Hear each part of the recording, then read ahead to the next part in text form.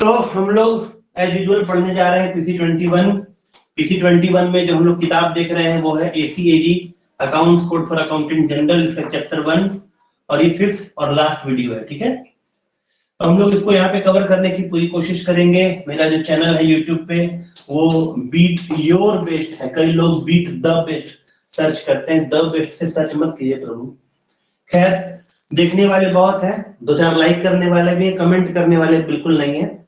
तो उनके लिए जो कमेंट करना चाहते हैं तो सोचते हैं कि क्या करें।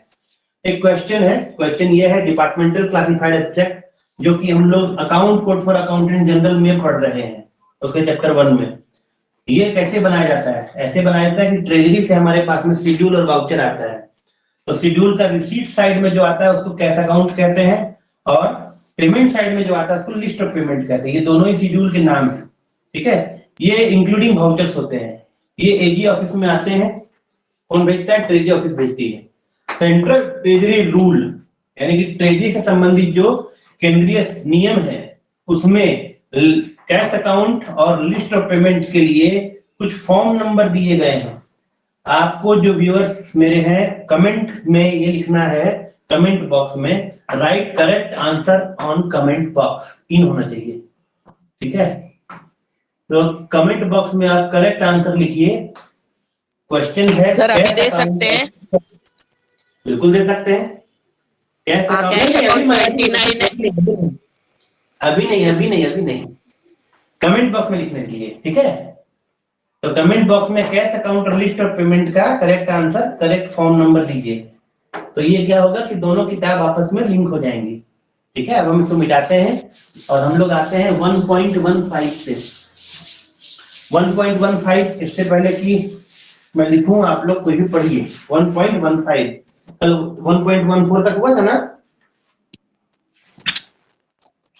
Hello, yes sir, yes sir, yes sir. चलिए, हाँ 1.15 से शुरू कीजिए। On completion the compilation book, the appendix referred to the 2 in note 2 under article 1.6 and the departmental classified abstract accompanied by schedule of receipts and payments, vouchers, and all supporting documents should be made over to the section officer, who should carefully check the postings in the compilation book, the appendix, and the departmental classified abstract. The classified abstracts so checked by the section officer and duly passed by gazetted officer in charge should be utilized as the basis of the consolidated abstract.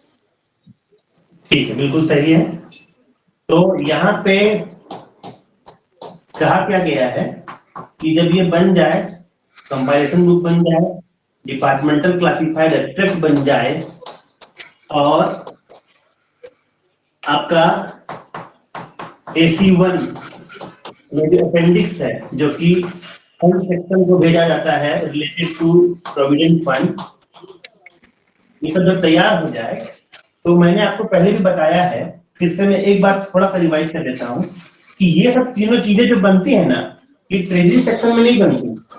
Treasury section में तो केवल sorting का काम होता है, यानी कि treasury office से आपके पास में, एजी ऑफिस के पास में क्या क्या आता है? शेड्यूल और वाउचर। क्या आता है भाई? शेड्यूल और वाउचर। ठीक है, शेड्यूल में आपको मैंने बता दिया दोनों ही आता है। कैश अकाउंट कहा जाता है रिसीट के लिए, ठीक है, और लिस्ट ऑफ पेमेंट कहा जाता है पेमेंट के लिए। ये दोनों ही शेड्यूल के नाम है, यही मैंने क्वेश्चन आज पूछा है। ठीक है, और वाउचर सारे ओरिजिनल आते हैं। और ये कहाँ आता है? ट्रेजरी ऑफिसर किसको भेजती है? ट्रेजरी ऑफिसर भेजती है एजी ऑफिस को, और एजी ऑफिस में कौन रिसीव करता है? Treasury section. ठीक है, हमारे डिस्पैच सेक्शन के ठीक सामने में, बोलिए, सेंट्रल ट्रेजरी सेक्शन बोलते हैं क्या? क्या बोले? सेंट्रल ट्रेजरी सेक्शन वाला हेलो, है? सेंट्रल ट्रेजरी सेक्शन ना, सेंट्रल ट्रेजरी सेक्शन वाला है, केवल ट्रेजरी सेक्शन। ठीक है, तो treasury office schedule plus voucher भेजती है एजी को। एजी में किस सेक्शन में आता है? Treasury section. ट्रेजरी सेक्शन में इसका काम क्या होता है? सॉर्टिंग का। ठीक है, और सॉर्टिंग के बाद में अगर कोई वाउचर ना पाया गया हो तो फिर उसको वहां पर उसको सस्पेंस अकाउंट में बुक करके उससे वाउचर की डिमांड की जाती है, किससे? ट्रेजरी ऑफिसर से। और सॉर्टिंग कर लेने के बाद में इसकी इनिशियल पोस्टिंग होती है, और इनिशियल पोस्टिंग कर लेने के बाद ये भेजा जाता है कंसर्न सेक्शन को। प्लीज प्लीज प्लीज माइक्रोफोन बंद कीजिए, प्लीज माइक्रोफोन बंद कीजिए। हाँ ठीक है। कंसर्न सेक्शन को, कंसर्न सेक्शन का मतलब आप ट्रेजरी सेक्शन के बाद में बहुत सारे सेक्शन होते हैं जो वाउचर उठा के लेके जाते हैं, जैसे कि ट्रेजरी ऑडिट सेक्शन, ठीक है। ये डिपार्टमेंटल यानी कि केवल जिसमें ट्रेजरी इन्वॉल्व होता है उसके वाउचर इसके पास में आते हैं। फंड सेक्शन, ठीक है, फंड सेक्शन में जीपीएफ से संबंधित वाउचर जाते हैं। डब्ल्यूएम सेक्शन, डब्ल्यूएम सेक्शन में 8782 के रेमिटांसेस से संबंधित वाउचर जाते हैं। फॉरेस्ट सेक्शन, फॉरेस्ट सेक्शन में फॉरेस्ट रेमिटांसेस से संबंधित वाउचर जाते हैं। अकाउंट करेंट सेक्शन,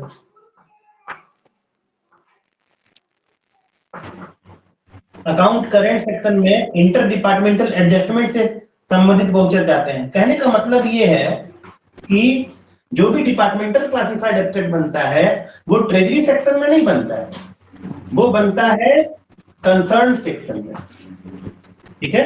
और ये जो सेक्शन ऑफिसर की बात कही जा रही है, ये जो कि टेस्ट चेक कर रहा है, वो अपने इन सेक्शंस की बात हो रही है, समझे। और इन सेक्शन में डिपार्टमेंटल क्लासिफाइड एब्स्ट्रैक्ट बनता है। जब आप आगे पढ़ेंगे तो पता चलेगा कि कंसोलिडेटेड एब्स्ट्रैक्ट भी बनता है, लेकिन डब्ल्यूएम सेक्शन में अलग से कोई कंसोलिडेटेड एब्स्ट्रैक्ट नहीं बनता है, क्योंकि ट्रेजरी के पास में 8782 का वाउचर आता है। तो 8782 का जो कंसोलिडेटेड एब्स्ट्रैक्ट है वो ट्रेजरी सेक्शन ही बनाता है, ये कंसोलिडेटेड एब्स्ट्रैक्ट अलग से नहीं बनाता है, लेकिन क्लासिफाइड एब्स्ट्रैक्ट तो ये भी बनाता है, समझे। और इसी वजह से पीए सेक्शन या ट्रेजरी सेक्शन जहां पे भी क्लासिफाइड एब्स्ट्रैक्ट बनना होता है वहां पे पब्लिक वर्क्स का क्लासिफाइड एब्स्ट्रैक्ट अलग नहीं बनता है। वो पब्लिक वर्क्स का क्लासिफाइड एब्स्ट्रैक्ट कहां बनता है? डब्ल्यूएम सेक्शन में, लेकिन कंसोलिडेटेड एब्स्ट्रैक्ट यही बना लेता है, ठीक है। तो ये जो सेव एसओ का जो आप देख रहे हैं टेस्ट चेक, वो इस वाले सेक्शन में, कंसर्न सेक्शन में, ठीक है। अब हम आते हैं कि क्लासिफाइड एब्स्ट्रैक्ट किसने बनाया है? भाई कंसर्न सेक्शन ने बनाया है। तो क्लासिफाइड एब्स्ट्रैक्ट यूं ही नहीं बनता है, इसके लिए हम लोगों ने कल पूरा डिटेल में क्लास देखा था। क्या देखा था? कि आपके पास शेड्यूल और वाउचर, उसमें खासकर लिस्ट ऑफ पेमेंट से संबंधित आपका डिटेल कल देखा था आपने, कि लिस्ट ऑफ पेमेंट जो कि एक शेड्यूल है, ठीक है, उससे संबंधित जो वाउचर होते हैं, ठीक है, प्लस वाउचर, इनकी जो इनिशियल पोस्टिंग होती है वो कहां होती है? कंपाइलेशन बुक में, कंपाइलेशन बुक में। और अगर कंपाइलेशन बुक में सही पाया गया तो जब पोस्टेड एंड प्रूव्ड, मतलब कि पोस्ट कर लेने के बाद में प्रूव कर लिया गया है, तब जाकर के पोस्टेड एंड प्रूव्ड वर्ड लिखा हुआ है, तब जाकर के डिपार्टमेंटल क्लासिफाइड एब्स्ट्रैक्ट बनता है, ठीक है। कहां बनता है भाई? कंसर्न सेक्शन में। ट्रेजरी सेक्शन में या ट्रेजरी सेक्शन में तो बिल्कुल नहीं बनता है, ठीक है। तो departmental classified abstract compilation book बनने के बाद बनता है, ठीक है। एक बार डिपार्टमेंटल क्लासिफाइड एब्स्ट्रैक्ट बना किसका? लिस्ट ऑफ पेमेंट का। तो आपको तो मैंने बताया था कि कैश अकाउंट जो कि वो रिसीट का होता है, ये तो पेमेंट का है, ये रिसीट का है। तो क्या रिसीट का डिपार्टमेंटल क्लासिफाइड एब्स्ट्रैक्ट नहीं बनता है? सॉरी, रिसीट का कंपाइलेशन बुक नहीं बनता है? जवाब में बनता है, क्योंकि डिपार्टमेंटल क्लासिफाइड एब्स्ट्रैक्ट में तो आपने देखा था पार्ट 1 और पार्ट 2 जो था वो रिसीट से संबंधित था। कहां लिखा हुआ है कि कैश अकाउंट यानी रिसीट का जो शेड्यूल होता है उसका भी कंपाइलेशन बुक में एंट्री होती है। तो आप इसको देखना चाहें तो 1.15 का नोट 3, सबसे पहले देखिए 1.13 का 1.15 का नोट 3, वहां लिखा हुआ है कि रिसीट का भी कंपाइलेशन बुक बनता है। पढ़िए जरा, पढ़िए 1.15 का note 3। In regard if the treasury accounts rendered to accountant general's office indicates in the receipt schedules the receipts classified by major, minor and detail heads of accounts without details of individual receipts. अब रुक जाइए, यहाँ पे term use किया गया है, वो term use किया गया है इन रिगार्ड टू रिसीट, मतलब रिसीट के रिगार्ड में, the treasury account render to accountant general office. Treasury account जो है वो क्या रेंडर करती है, रिसीट शेड्यूल, ठीक है। रिसीट शेड्यूल उस समय कहा जाता था, लेकिन अब उसको रिसीट शेड्यूल नहीं कहा जाता है, अब उसको सेंट्रल ट्रेजरी रूल सीटीआर के हिसाब से कैश अकाउंट कहा जाता है। समझ में आ रही है बात आप लोगों को? Yes sir. हेलो, है ना? Yes, sir. इसीलिए कहीं भी कंफ्यूज मत होइएगा। आप अगर बुक पढ़िएगा वहां पे आप देखिएगा पेज नंबर 21 में है, इसीलिए सबसे पहले मैंने उसको शेयर किया था। पेज नंबर 21 जब आप पढ़िएगा, जो कि मैंने अपने हाथ में रखा है, उसको मैं एक बार पढ़ देता हूँ। अगर किसी के पास में है page number 21 of central treasury rule, या नहीं है तो वो मैंने जो शेयर किया है आज पीसी 21 में, उसमें से लिखा हुआ है page chapter 4 A and B. तो बी में लिखा हुआ है cash account and list of payment, यही कैश अकाउंट है। तो point number 81, the cash account and list of payment. तो सीटीआर का पॉइंट 81 में लिखा है, जो मेरे यूट्यूब के व्यूअर्स हैं वो यहां से खोज लेंगे कि the cash account and list of payment should be prepared in form, जो कि फॉर्म आपको कमेंट बॉक्स में लिखना है, respectively in which head of receipt and payment. तो कैश अकाउंट जो है रिसीट के बारे में है, ठीक है, और लिस्ट ऑफ पेमेंट जो है वो पेमेंट के बारे में है। तो आपको ये कहां मिल जाएगा, point number 81 of central treasury rule, ठीक है ना। फॉर्म नंबर भी आपको वहीं मिलेगा इसी पॉइंट में। तो आपने देख लिया होगा, मैंने आपको समझा दिया है। तो इसका मतलब क्या होगा, इसी पारा में नीचे लिखा हुआ है, लेकिन अभी जो आपने लाइन पढ़ा उसमें कि जब आप रिसीट के बारे में बताते हैं, ठीक है, तो जब आप इसकी एंट्री कर रहे होते हैं किस हिसाब से, classified by major head, minor head, detail head of account, लेकिन एंट्री कैसे की जाती है, without details of individual receipt. Entry आप कर रहे हैं लेकिन हर रिसीट का, हर इंडिविजुअल रिसीट का डिटेल उसमें नहीं देना है। तो ये आपका एमसीक्यू है और आपको इसको केयरफुली नोटिस करना है। आगे की लाइन पढ़िए, इन रिस्पेक्ट ऑफ, पढ़िए आगे की लाइन। इतना लेट करेंगे तो फिर 21 तक कैसे होगा, चैप्टर कंप्लीट नहीं हो पाएगा। In respect of receipts which cannot be, पढ़िए मैडम, मैडम पढ़िए। in respect of receipts which cannot be so classified, full details are furnished separately on the basis of which the receipts are classified in accounts offices under the relevant major, minor and detail heads of accounts.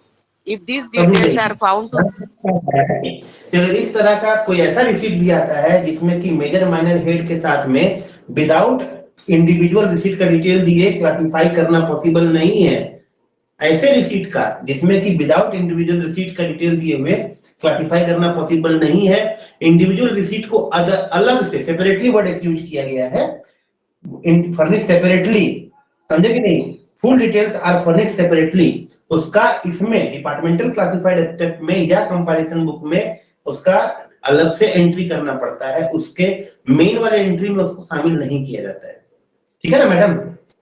लेकिन वो भी जो होगा वो भी major, माइनर और detail head के हिसाब से ही होगा। आगे पढ़िए, if these details are found to be इनएडिक्वेट,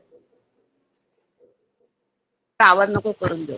If these details are found to be inadequate, complete details have to be obtained from the concerned authorities for correct classification of the receipt transaction in question. After classification of the receipt schedules together with the compilation sheet and other supporting documents should be submitted by departmental auditor to the section officer / branch officer for check of the classification to the extent prescribed for the purpose. ठीक है। इसका मतलब क्या हुआ कि receipt का भी schedule आपको बनाना होता है और उसका भी डिटेल एंट्री करना पड़ता है डिपार्टमेंटल क्लासिफिकेशन में इस हिसाब से, जिसमें कि पहली बात तो ये है कि आपको उसमें इंडिविजुअल रिसीट का डिटेल नहीं देना है, लेकिन जहां ऐसा पॉसिबल ना हो वहां सेपरेटली उसका मेंशन करना है। और अगर इसमें भी आगे लिखा हुआ है कि अगर सेपरेटली मेंशन करने के बाद भी डिटेल्स इनएडिक्वेट है तो हम कंसर्न ऑफिसर से यानी ट्रेजरी ऑफिसर से हम लोग उसका डिटेल मंगवा लेते हैं और उसके बाद इसको प्रोसीड करते हैं। Now we are moving to the para 1.16, क्योंकि 1.15 में ऐसा कुछ नहीं है। सेक्शन ऑफिसर टेस्ट चेक करेगा कंपाइलेशन बुक का, अपेंडिक्स का और डिपार्टमेंटल क्लासिफाइड एब्स्ट्रैक्ट का, यानी तीनों का, and duty passed by the gazetted officer in charge, that is branch officer, not group officer, should be utilized as the basis of the consolidated abstract। ठीक है, अब हम लोग आगे इसमें पढ़ेंगे 1.16, that is we are moving to the departmental consolidated abstract। Departmental consolidated abstract के बारे में आपको मैं सबसे खास बात बता दूं कि डिपार्टमेंटल कंसोलिडेटेड एब्स्ट्रैक्ट भी ठीक वैसे ही पोस्ट किया जाता है जैसे कि डिपार्टमेंटल क्लासिफाइड एब्स्ट्रैक्ट। ठीक है, डिपार्टमेंटल कंसोलिडेटेड एब्स्ट्रैक्ट, हम लोग इसको डीसीए ना लिख करके कंसोलिडेटेड एब्स्ट्रैक्ट लिखेंगे। ठीक है, और इसका पॉइंट नंबर 1 उसी तरीके से देख लीजिए, the next process shall be preparation in form of AC22। तो इसका जो फॉर्म है वो AC22 है, ये एमसीक्यू में पूछा जाता है। ठीक है, किसी को AC23 याद है? कल मैंने बतलाया था ट्रांसफर एंट्री। बिल्कुल बढ़िया, बहुत बढ़िया मैडम। चलिए, तो AC22 में कंसोलिडेटेड एब्स्ट्रैक्ट है वो of revenue receipt and service payment, मतलब बोथ रिसीट के लिए भी होगा और पेमेंट के लिए भी होगा।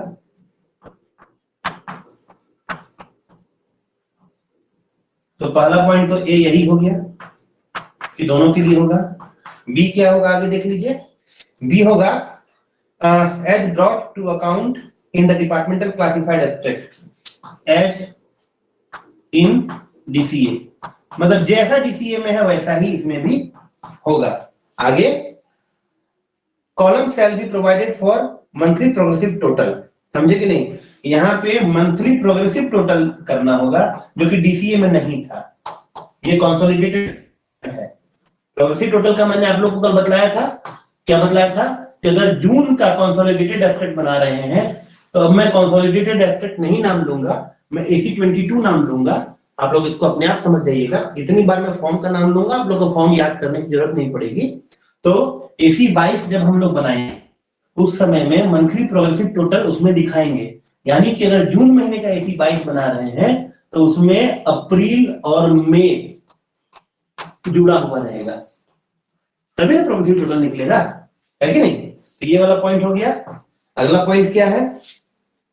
Under major head, minor head, sub division of a minor head. Sub division of minor head का मतलब सब हेड, उस समय माइनर हेड के सब डिवीजन को कहा जाता होगा लेकिन अब सब हेड है। एंड डिटेल हेड, ठीक है, तो ये जो प्रोग्रेसिव टोटल है वो डिटेल हेड वाइज बनेगा। किस तरीके से बनेगा? माने मेजर हेड, MFM, ठीक है, SDO पूरा लेवल पर रहेगा। अब ऑब्जेक्टिव आ गया ना, लेकिन इसमें तो आपको केवल डिटेल हेड ही लिखा हुआ है, तो मैंने इसको ओ शामिल कर रखा है क्योंकि बिना प्रैक्टिकली वो तो ले ही आता है, अदरवाइज डिटेल हेड लेवल पे क्वेश्चन में दिया गया, मतलब बुक में दिया गया है। ठीक है, क्वेश्चन सेट करने वाला पता नहीं क्या सोच के सेट करेगा। आगे in their proper places, columns shall also be provided for progressive total under each subhead of a grant or unit of appropriation। तो यहाँ तो आपने देख लिया, ठीक है। अब यहाँ पे ग्रांट, ठीक है, जिसको कि यूनिट ऑफ एप्रोप्रिएशन कहा जाता है, ठीक है, इसका भी प्रोग्रेसिव टोटल देना होगा।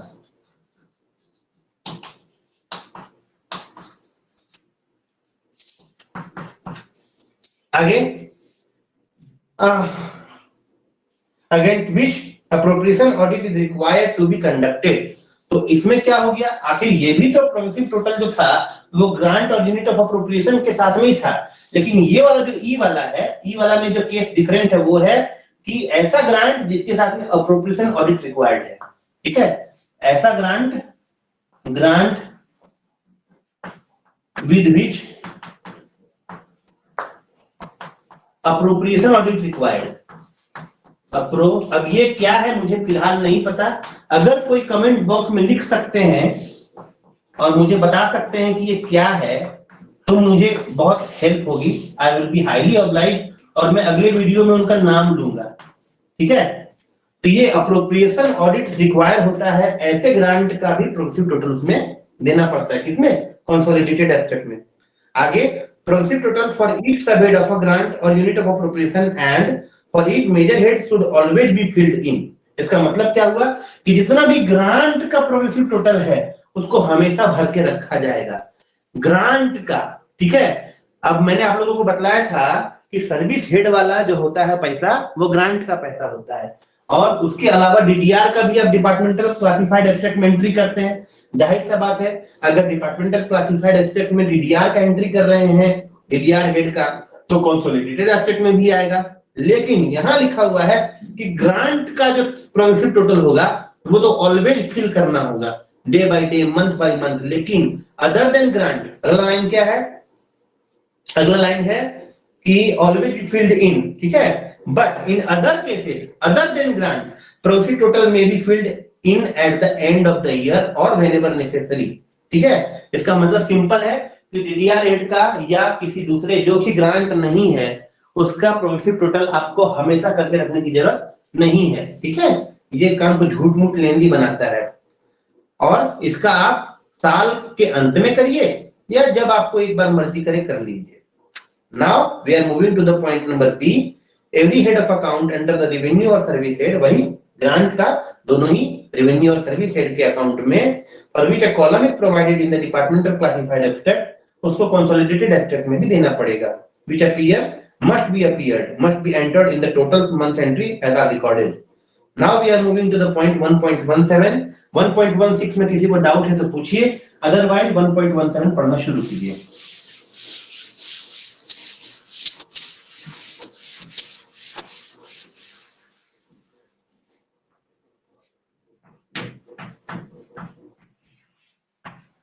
चलिए, कोई नहीं पढ़ेगा? मैं ही पढ़ूं? 1.17 The totals of the receipts and payments should then be checked with the corresponding totals in the departmental classified abstract. And when these are agreed, the consolidated abstract should be sent to the book section. अब रुक जाइए, इसका मतलब ये है कि DCA का जो टोटल है, ठीक है, वो अग्री करना चाहिए कंसोलिडेटेड एब्स्ट्रैक्ट से, ठीक है। और अगर ऐसा टैली कर जाता है तो अब बताइए कंसोलिडेटेड एब्स्ट्रैक्ट कौन बना रहा है? क्या कंसोलिडेटेड एब्स्ट्रैक्ट बुक सेक्शन बना रहा है? नहीं। क्या ट्रेजरी सेक्शन बना रहा है? नहीं। जिन जिन सेक्शन को वो बांटा गया है वो सेक्शन अपना अपना कंसोलिडेटेड एब्स्ट्रैक्ट खुद ही बनाता है, और जब डीसी और कंसोलिडेटेड एब्स्ट्रैक्ट जो कि उसने खुद ही बनाए हैं दोनों टैली कर जाते हैं, ठीक है, उसके बाद में फिर वो बुक सेक्शन को भेजे जाते हैं। तो डीसीए नहीं भेजा जाता है, केवल कंसोलिडेटेड भेजा जाता है। किसको? बुक सेक्शन को, ठीक है, ये नहीं भेजा जाता है, ठीक है। Similarly after the preparation of March final account, the consolidated abstract should send to the book section for the action indicated in article 6.12। ये तो हो गया आपको एवरी मंथ, ठीक है, एवरी मंथ का खेला है। लेकिन ईयर के एंड में भी तो कुछ होता है। ईयर के एंड में क्या होता है ये आपको 6.12 आर्टिकल में बताया गया है। तो we can move to the chapter number 6 so that we can read and understand it properly कि 6.12 में कहा क्या गया है। तो क्या आप लोग मूव करेंगे 6.12? पेज नंबर 119 मेरे में है, आप में जो भी होगा 6.12 में मूव कीजिए और हम लोग देखेंगे कि ईयर एंड में क्या होता है। बस छोटा सा पारा है, आराम से हम लोग देख सकते हैं। We need not to skip that. तो please read, start reading 6.12 the accounts of मार्च।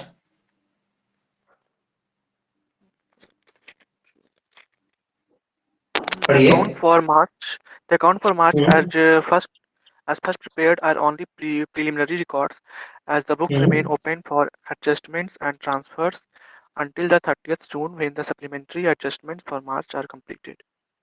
बस रुक जाइए, इसका मतलब क्या है कि अकाउंट मैंने आपको बताया कुल 13 अकाउंट होते हैं, ठीक है।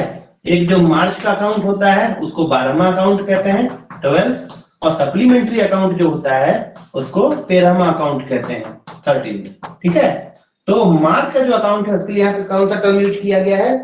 The account of March as first prepared as only preliminary record. ये जो 12वां अकाउंट है ना वो केवल प्रीलिमिनरी रिकॉर्ड है, समझे। As the book remain open for adjustment and transfer. इसी चैप्टर में यानी चैप्टर 1 में ही अब अगला जो आप पारा पढ़िएगा वो ट्रांसफर एंट्री के बारे में पढ़िएगा, तब आप आराम से जान जाइएगा कि 13th अकाउंट यानी सप्लीमेंट्री अकाउंट काहे बनाया जाता है। लेकिन क्योंकि आपको पता है कि ट्रांसफर एंट्री को इसमें ली जाती है, इसमें जगह मिलती है, सप्लीमेंट्री अकाउंट इसलिए बहुत इंपॉर्टेंट है। इस वजह से ये जो बुक है अकाउंट का माने एनुअल अकाउंट का, it will remain open until 30th June when the supplementary adjustment for March are completed. तो ये जो 30th जून है ना, समझे कि नहीं, इसको यहाँ पे नहीं लिखने हैं, इसको यहीं लिखेंगे 30 जून। और ये कहाँ ओपन रहता है? ये ओपन रहता है बुक सेक्शन में, ठीक है। और इसी में नीचे लिखा हुआ है कि ये जो एनुअल अकाउंट से संबंधित है डेट, इसको तय करने का पावर सीएजी के पास में। सीएजी विल डिसाइड डेट, ठीक है। और ये जो डेट है इसको स्ट्रिक्टली फॉलो करना पड़ता है। अगला जो नोट है उसमें यही लिखा हुआ है, number 1, the work of closing the March final supplementary account should proceed strictly according to the dates prescribed for the purpose by CAG, ठीक है। तो मार्च का और सप्लीमेंट्री का जो अकाउंट का डेट है इसको स्ट्रिक्टली फॉलो करना पड़ता है because these dates are prescribed by the CAG. Now I am moving to the note 2। Note 2 कहता है for the preliminary account of March the detail book, the departmental classified abstract and departmental consolidated abstract will be dealt with as if no later accounts will be submitted and aspect of transfer entry will be prepared। इसमें क्या हो गया? Preliminary account of मार्च। ये जो preliminary account of मार्च है 12th account को कहा गया है प्रिलिमिनरी अकाउंट ऑफ मार्च। क्या कहा गया है? हम लिख देते हैं, किसी को कोई कंफ्यूजन नहीं होती। इसको कहा गया प्रिलिमिनरी अकाउंट, इस वजह से इसको कहा गया सप्लीमेंट्री।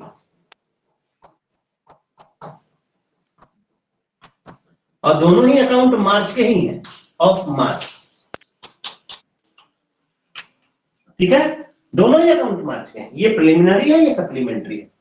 तो इसमें कहा गया है कि प्रिलिमिनरी अकाउंट और सप्लीमेंट्री अकाउंट में, प्रिलिमिनरी अकाउंट के लिए जो आपके पास 3 चीजें हैं वो है detail book, departmental classified abstract और डिपार्टमेंटल कंसोलिडेटेड एब्स्ट्रैक्ट।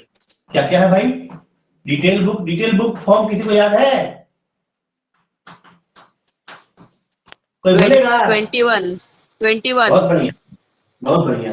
और डीसीए का तो कोई फॉर्म होता नहीं है, और कंसोलिडेटेड एब्स्ट्रैक्ट का AC 22। बहुत बढ़िया।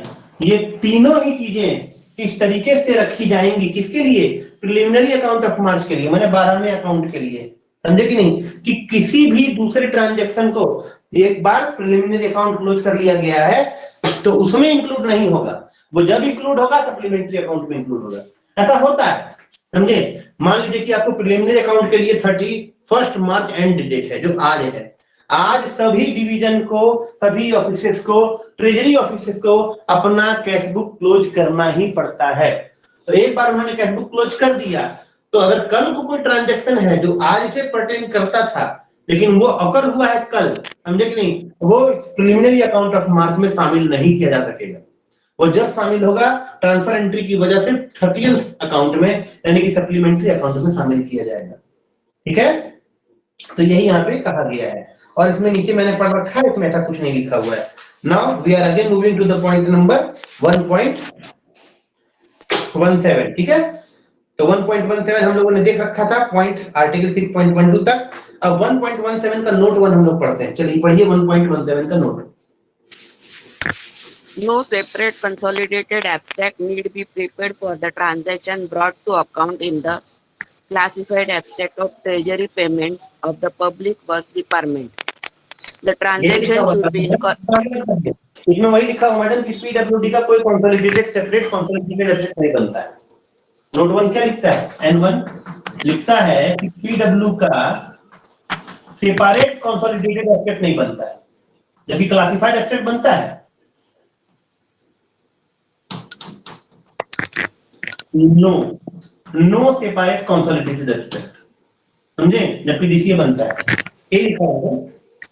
ये क्वेश्चन सर एग्जाम में पूछा कल। क्या बोल रहे हैं? ये क्वेश्चन एग्जाम में पूछा। अभी तो बोल रहे हैं? Yes sir.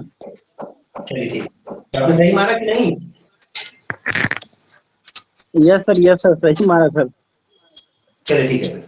The transaction should be incorporated in the general consolidated abstract of public works transaction which may be maintained either in the compilation group of the treasury department audit section। तो ये कहाँ बनता है भाई? अगर WAD में नहीं बनता है, माने वर्क्स ऑडिट डिपार्टमेंट में नहीं बनता है, समझे कि नहीं, तो ये कहाँ बनता है? ठीक है, ये कहाँ बनता है? ये बनता है कंपाइलेशन ग्रुप ऑफ ट्रेजरी और डिपार्टमेंटल ऑडिट सेक्शन।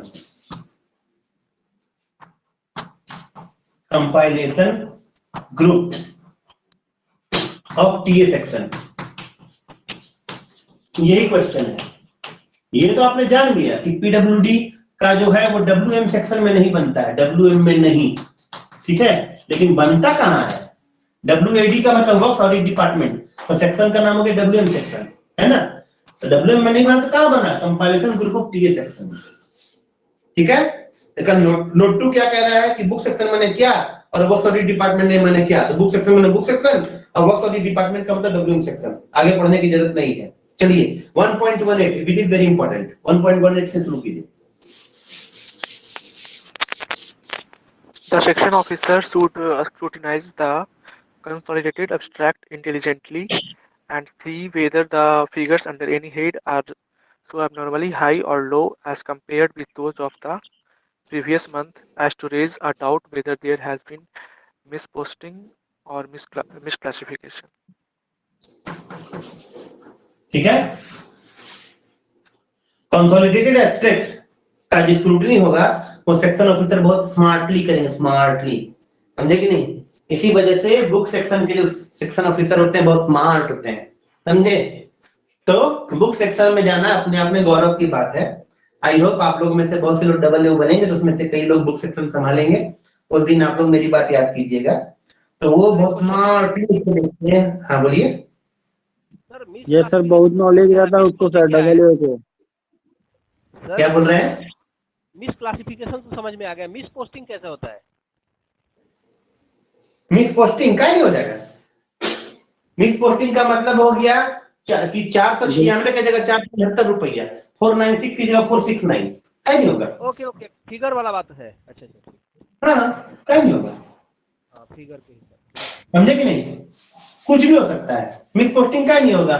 मान लीजिए कि जैसे डेबिट, ठीक है, और क्रेडिट, तो यहाँ 5000 और यहाँ 5000, ठीक है, तो दोनों मिल जाएगा ना जी। लेकिन अगर यहाँ से 5000 को अगर फिर यहाँ 5000 कर दीजिएगा, समझे कि नहीं, यहाँ 0 हो जाएगा, 10,000 और यहाँ 0 हो जाएगा ना। इस तरह से आपका तो ट्रायल बैलेंस मिलवे नहीं करेगा। तो ट्रायल बैलेंस को मिलाने का जो गलती खोजने का ढंग है वो क्या है? दोनों का डिफरेंस देखिए, और डिफरेंस जितना रुपया आ रहा है उसको डिवाइड बाय 2 कीजिए, और डिवाइड बाय 2 करने के बाद जो फिगर आ रहा है उसी फिगर को पकड़िए, वो फिगर कहाँ है। ट्रायल बैलेंस का डिफरेंस आपको खोजने का सबसे आसान तरीका यही, वही कह रहा है मिस पोस्टिंग। समझ में आया? Yes sir. क्या बोले? सिविल अकाउंट्स में भी है, गॉट इट सर। तो उसमें है तभी ना बोल रहे हैं, हम अपने मन से थोड़े जानते हैं। आगे देखिए यहाँ पे, ठीक है ना। और जब नेसेसरी स्क्रूटनी कर लेगा with reference to the detail of doubtful item, he should satisfy himself about the correctness before submitting to the gazetted officer, that is branch officer. Now we are moving to the transfer entry, which is very very important. इसमें से एक चीज जो रह गया है वो तो नजर नहीं आया जी, 2500 रुपये वाला। हाँ मिल गया, ये एक चीज रह गया है, 1.15 पर नोट 2 रह गया है, इसको जरा पढ़ लीजिए। 1.15 पर नोट 2 प्लीज पढ़ लीजिए, ये बहुत इंपॉर्टेंट है। द सेक्शन ऑफिसर, हाँ पढ़िए जोर से पढ़िए। The section officer and the gazetted officer in charge of the compilation group should be held responsible for the correctness of the posting in the compilation book in respect of items of over rupees 2,500 and rupees 10,000 respectively under any detailed head of account and for the tracing of the entry in the classified abstract. यहाँ पे जो आपको सबसे important बात है वो 2500 रुपया नहीं है, समझे कि नहीं, और ब्रांच ऑफिसर का 10,000 नहीं है। ये तो कोई भी जान जाएगा कि कौन से सेक्शन का, क्या बुक सेक्शन का, बुक सेक्शन का ऐसे हो नहीं, कंपाइलेशन ग्रुप का। कंपाइलेशन ग्रुप का मतलब यही सेक्शन है जिसको जिसको भेजा है कंसर्न सेक्शन को, उसको बोलते हैं कंपाइलेशन ग्रुप, समझे कि नहीं।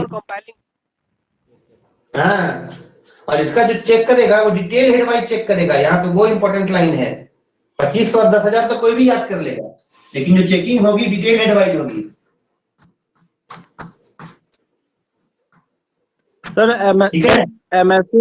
सर एमएसओ वॉल्यूम 1 में इसका अमाउंट 10,000 और 50,000 दिया है। कितना? 10,000 और 50,000। बहुत बढ़िया, बहुत बढ़िया। ये हमको देखे तो थे लेकिन हम भूल गए थे। आप हमको पारा बता सकते हैं? एक मिनट सर। ये बताइए फटाफट।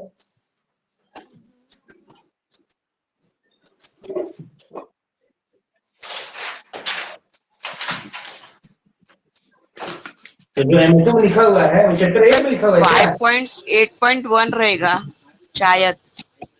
5.18.2 बिल्कुल सही। मैं पढ़ देता हूँ। The W oblique section officer and the branch officer will check the correctness of posting in the compilation book that is classified abstract of individual items above rupees 10,000 and rupees 50,000 respectively under any detailed head of account with for reference to the classification furnished on the voucher। बिल्कुल सही। बहुत बहुत बढ़िया, बहुत बढ़िया। 10,000 और 50,000। ठीक है। Hello, yes sir, yes sir, yes sir. इसमें से मजेदार बात क्या जानते हैं? एक परसेंटेज लिया हुआ है, उसको हम लिख देते हैं, बॉक्स बनाते हैं, क्योंकि ये 1.15 है, ठीक है, नोट 2 में, तो इसका वीडियो में आना बहुत जरूरी है। 1.15 नोट 2, ठीक है, और ये है एमएसओ, ये तो एसीएडी का 1.15 हो गया ना, ठीक है, और एमएसओ वॉल्यूम 1 पारा 5.18.2, इसमें एक बॉक्स बनाया हुआ है, उस बॉक्स को हम लिख देते हैं यहाँ पे, ठीक है। बॉक्स क्या बनाया हुआ है? रिसीट,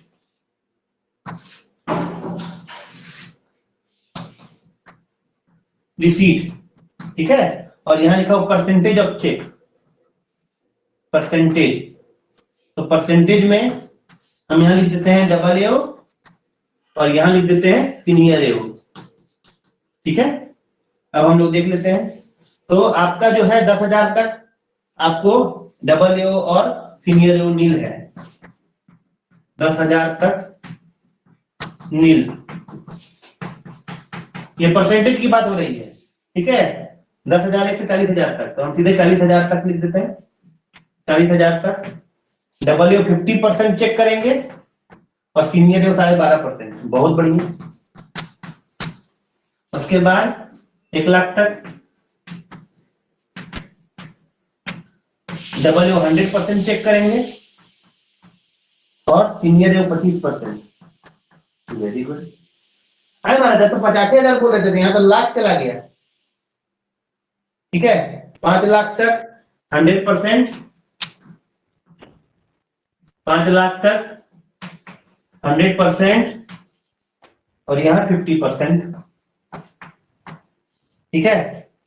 और 5 लाख से ऊपर और लास्ट में 5 लाख से ऊपर इनका नील और इनका 100%। वो 5 लाख भी है इसमें। हाँ, वही कह रहे हैं, 5 लाख से ऊपर। बहुत बढ़िया। देखिए, इतना जो गौर से पढ़ रहे हैं ना, वो लोग निश्चित पास करेंगे। I am very very happy, marvellous.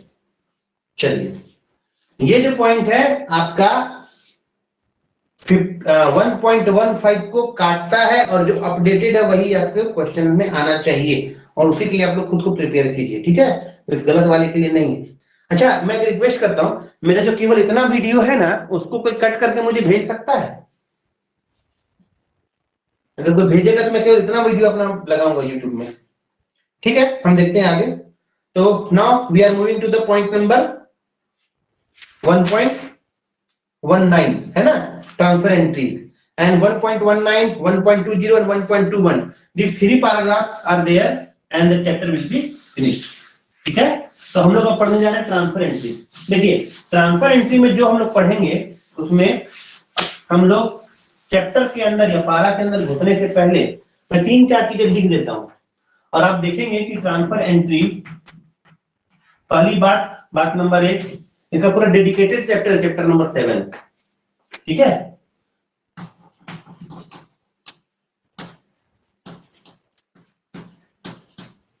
ये चैप्टर 7 डेडिकेटेड है, इसका पूरा 7 ही है ना, कि 6 है? बिल्कुल 7 है ना। अब देखिए, इसमें और ट्रांसफर एंट्री क्या कह रहा है? ट्रांसफर एंट्री ये कह रहा है कि within same government, within same government, ठीक है, डिफरेंट डिपार्टमेंट हो सकता है। जब ऐसा केस होगा तो जो टीए के लिए हेड होगा वो होगा 8658000111, पहला केस, ठीक है। अब दूसरा केस, डिफरेंट गवर्नमेंट, ठीक है। डिफरेंट गवर्नमेंट में इस बुक में जो दिया हुआ है, क्योंकि आप स्टेट गवर्नमेंट के हैं, ठीक है, स्टेट वर्सेस सेंट्रल गवर्नमेंट, इसका दो केस है, case number A, case number B, ठीक है। तो केस नंबर ए में क्या कह रहा है? केस नंबर ए में कह रहा है कि विदाउट सेंट्रल पेंशन, ना तो अदर देन सेंट्रल पेंशन लिख सकते हैं, विदाउट लिखना ठीक नहीं रहेगा, अदर देन सेंट्रल पेंशन, ठीक है, और सेंट्रल पेंशन, ये दो केस बनता है, ठीक है। अगर सेंट्रल पेंशन ना हो उस वाले मामले में क्या करते हैं, जो हेड ऑपरेट करते हैं वो करते हैं 8658000101, इसको कहा जाता है पाव सस्पेंस, ठीक है। और मजेदार बात यह है कि ये जो दोनों ही करते हैं अपने पास में दो अलग अलग सेक्शन है, ठीक है, और एक सेक्शन जो है हमारे पास में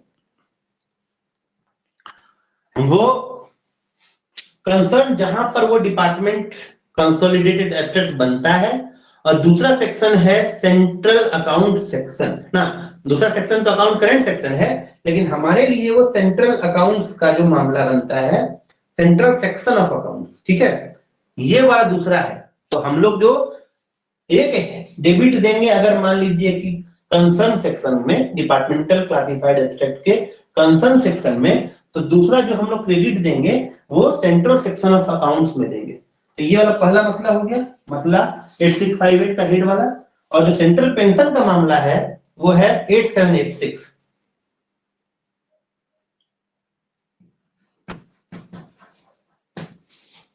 adjusting account between central and state government, adjusting account between central and state, ठीक है। ये पूरा मसला है जो आपको नीचे तक यानी कि आर्टिकल 1.19, 20 और 21 में देखने के लिए मिलेगा, ठीक है। तो यही आपको हम लोग फर्दर डिस्कस करेंगे। इसको आप लोग एक बार देख लीजिए, कोई नोट करना चाहते हैं नोट कर लीजिए।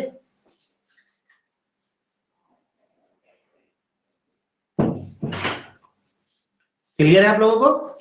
मिटाऊं मैं? Yes sir. ठीक है, अब देखिए इसमें से एक पॉइंट और है। पॉइंट क्या है वो मैं आपको बताता हूं, जो आपके ऑब्जेक्टिव में पूछा जाएगा।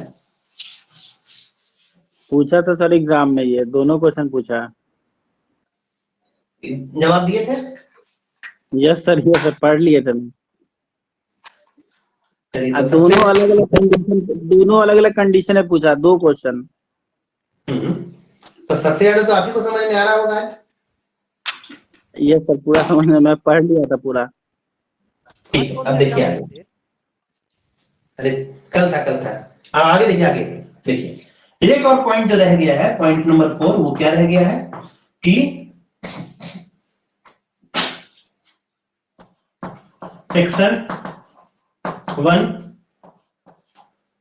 सेक्शन 2 इसको मिटा दें, ठीक है।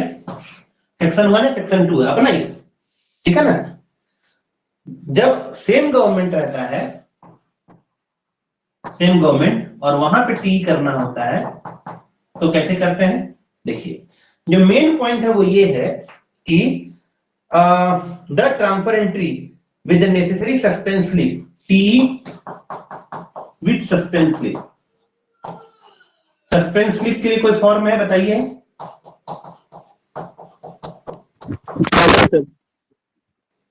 कौन सा फॉर्म है? एसी एसी 12 है, एसी 23 विद 12, ठीक है, टी 23 विद सस्पेंस स्लिप 12, ठीक है। उस सेक्शन को दिया जाता है, should then be sent for acceptance, accept करने के लिए उस सेक्शन को दिया जाता है, and return to the section which maintain the detail book or departmental abstract। तो ये जाता है सेक्शन 1 से, लेकिन किसको जाता है? उस सेक्शन को जो डिटेल बुक और डिपार्टमेंटल एब्स्ट्रैक्ट का मतलब डीसीए, ठीक है, प्लस डीसीए,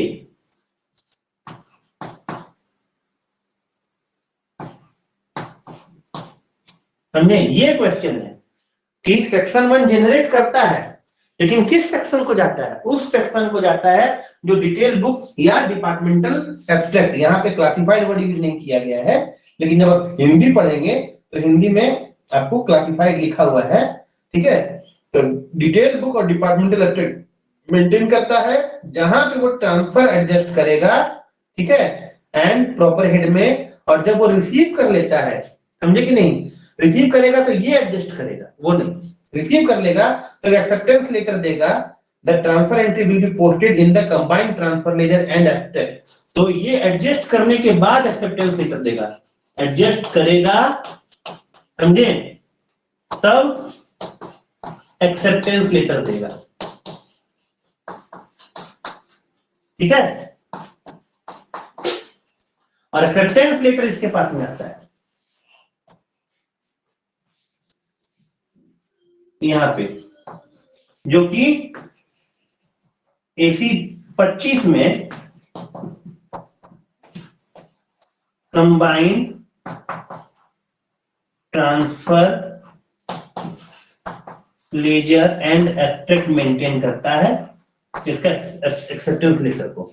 यहां पे आपने सस्पेंस स्लिप देखा था ना, ठीक है, सस्पेंस स्लिप को ये section 2 as a voucher treat करेगा, वही वाउचर जो कि वो ट्रेजरी से पाता, समझे कि नहीं? यही यहाँ पे आगे में लिखा हुआ है, the section to which a transfer entry sent, इस सेक्शन को, सेक्शन 2 को, इसको ट्रांसफर एंट्री भेजा गया है with a suspense slip for acceptance, क्योंकि सस्पेंस स्लिप के साथ भेजा गया है, to retain the suspense slip, suspense slip रख लेगा, ठीक है, and deal with it in the same way as if it had been received with the departmental schedule of a treasury। मतलब कि सस्पेंस स्लिप को वो वाउचर की तरह ट्रीट करेगा, वैसे वाउचर की तरह जो उसको ट्रेजरी ऑफिस से मिला होता। समझ में आई बात आप लोगों को? हेलो, जी सर। Yes sir. है ना? उसके आगे इसमें ऐसा मुझे तो कुछ नजर नहीं है जो मैंने अभी नहीं पढ़ाया हो, मैंने इसको सब दिखा दिया है, ठीक है। जो हेड मैंने लिखे वो सब 1.20 और 1.20 के सेकंड पारा में मिलते हैं। 1.21 में एक केवल इतनी ही बात लिखी हुई है, the recovery of over payment, अगर ओवर पेमेंट की रिकवरी आप कर रहे हैं, whether made in case or from payment voucher, क्या बोल रहे हैं? Hello, whether made in cash or for payment voucher can be posted direct under the service head concerned in the compilation book, ठीक है। तो उसकी जो पोस्टिंग होती है ओवर पेमेंट की, उस सर्विस हेड में माइनस एक्सपेंडिचर के तौर पे होती है। आज सुबह ही मुझसे किसी ने पूछा था कि ये कैपिटल एक्सपेंडिचर और माइनस एक्सपेंडिचर क्या होता है, तो मैंने उनको बतलाया था ये रिडक्शन ऑफ एक्सपेंडिचर के तौर पे ट्रीट होता है, ओवर पेमेंट की रिकवरी, ठीक है। तो जो लास्ट पॉइंट 1.21 में लिखा हुआ है कि ओवर पेमेंट की रिकवरी जो होती है वो रिडक्शन ऑफ एक्सपेंडिचर के तौर पर ट्रीट होती है, 1.21 में लिखा हुआ है। ओवर पेमेंट की रिकवरी कैसे होती है? रिडक्शन ऑफ एक्सपेंडिचर, और उसी हेड में, ठीक है। मतलब 2059 में आपने ओवर पेमेंट किया था, ठीक है, तो 2059 में ही माइनस होगा, 0059 में नहीं, ठीक है। आगे लिखता है ये या तो करंट ईयर का होगा या तो प्रीवियस ईयर का होगा, डजंट मैटर। अगला point, point number A, point number B, whether of current year of और प्रीवियस ईयर।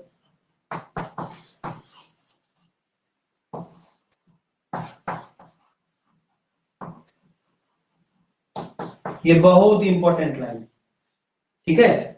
इसका जो नोट है, if recovery represent of an over payment of the current year is made by short payment by an item debitable to the same detail head, no separate adjustment is needed. इसका मतलब ऐसा होता है, मैं आपको बता रहा हूं लिटरली, कि पीडब्ल्यूडी के जो सेक्शंस होते हैं उसमें मैंने देखा है कि किसी भी डिवीजन में एक डिटेल हेड में कोई अगर एक बार ज्यादा पेमेंट कर दिया गया है तो उसी के दूसरे डिटेल हेड में दूसरे मंथ में, सेम ईयर है लेकिन मंथ अलग हो जाता है, हम लोग उतना लेस पेमेंट करके दिखाते हैं, पोस्टिंग करते हैं और डिपार्टमेंटल क्लासिफाइड एब्स्ट्रैक्ट को एडजस्ट कर देते हैं। अगर हमने ऐसा किया है, समझे कि नहीं, तो हमको इस तरह से कोई कारण करने की, मतलब कोई सेपरेट एडजस्टमेंट या सेपरेट ट्रांसफर एंट्री करने की जरूरत नहीं पड़ती। ओवर पेमेंट को रिडक्शन ऑफ एक्सपेंडिचर के तौर पर हम दिखा सकते हैं और हम दिखाते हैं practically, but for the same year, different year के लिए अलाउड नहीं है। हाँ, डिफरेंट ईयर में आप कर सकते हैं रिडक्शन ऑफ एक्सपेंडिचर, ठीक है, जैसा कि इसमें लिखा हुआ है वेदर ऑफ करंट ईयर और डिफरेंट ईयर, लेकिन उसका डिफरेंट ईयर जब चला जाता है प्रोसीजर बदल जाता है और वो प्रोसीजर चैप्टर 7 में लिखा हुआ है, ठीक है। This is the end of the chapter 1। Thank you for listening me, thank you very much. Hope आप लोगों को ये पसंद आया होगा। Thank you sir.